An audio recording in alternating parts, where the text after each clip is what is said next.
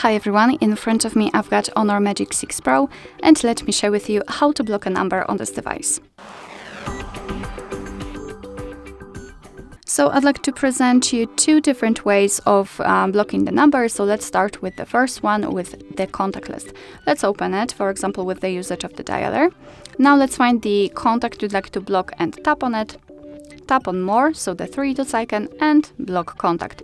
As you can see, your device will show the information that the number is blocked, which means that you won't receive any incoming calls or text messages from this number. Of course, you can unblock it the same way, just by tapping on Remove from Blocklist, but let me leave it blocked. We will check if it will appear on our blacklist, because this is the place which we will enter in the second way of blocking the number. And here you have to be on the phone section. So let's tap on it and tap on the 3 dots icon in the right upper corner. Now let's tap on blocked, and right here we've got call block rules and message block rules. Of course, if you want, you can set them so you can, for example, block all incoming calls or private withheld numbers. So it's up to you. However, we have to enter the settings in the right upper corner to be able to enter the block list. So let's tap on it, and as you can see, we've got Pedro assigned, which means that we successfully blocked it with the previous way. The second way of blocking the number is more manual. So let's simply tap on this plus icon, and as you can see, we can add it manually, block prefix, add from contacts, call logs, or messages.